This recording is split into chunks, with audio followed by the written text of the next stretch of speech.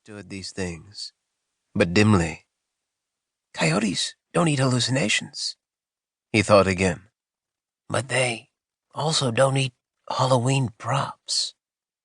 The animal licked its chops and looked around. It noticed Sparks, lowered its head, and growled. Sparks backed away, stepping off the sidewalk and turning his ankle in the gutter.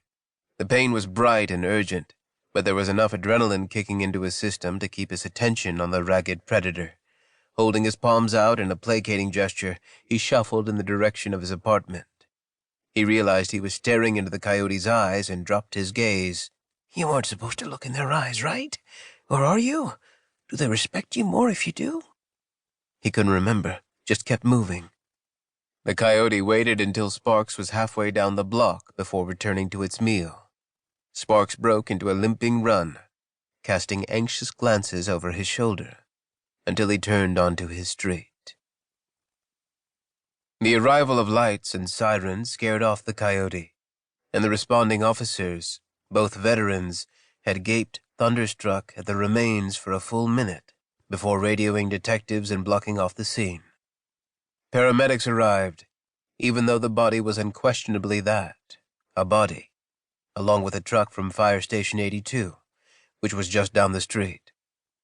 They were soon joined by more police units and parking enforcement officers, and together they extended and reinforced the barricade, which now stretched from Western to Harvard.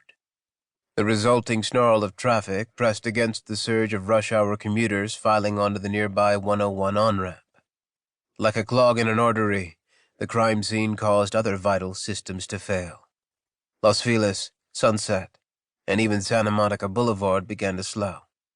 Franklin was at a dead stop in both directions, and Hollywood was a sea of stopped cars, from La Brea to Hillhurst.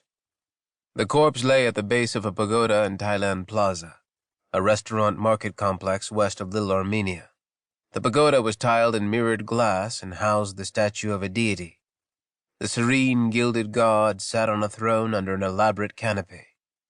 It was a local landmark and a sacred site for Thai immigrants, who decorated it daily with garlands of fresh flowers.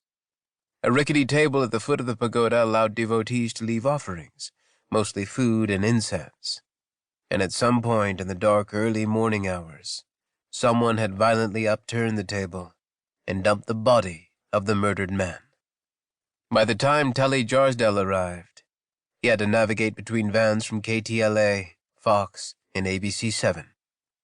Word of the homicide had reached local anchors, and anyone enjoying the morning news with a cup of coffee would get a rare treat to start their day.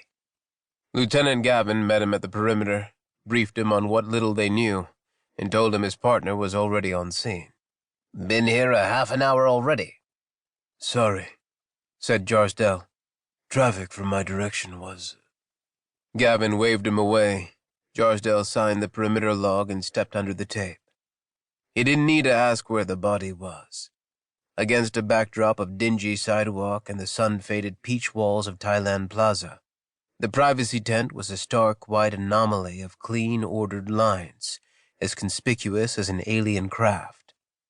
Jarsdel headed toward it and the body inside, his heart rate kicking up. It was always that way with him. Like those dreams where you're helplessly drawn toward a door you don't want to open. He stopped, distracted by the sound of shouting. An argument had broken out in front of the barricade where Serrano met Hollywood Boulevard. A man with a camera had tried to duck under the tape, and a patrol officer was threatening him with arrest. Jarsdel recognized the cop as Will Harmon.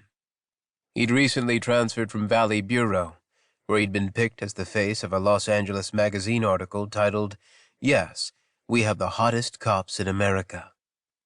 Jarsdel wouldn't have known about the piece or about Harmon, except for some anonymous station comedian who'd cut it out and left it on his desk.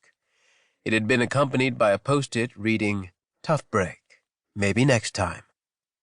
Jarsdel watched, fascinated, as the man became more combative. He shouted something to Harmon about rights of the press, then stepped forward, lifting his camera to take a picture of the officer. Harmon put his hand out to stop him, and the civilian swatted it aside. The cop went on autopilot then, quickly spinning the man around and bracing him against the squad car.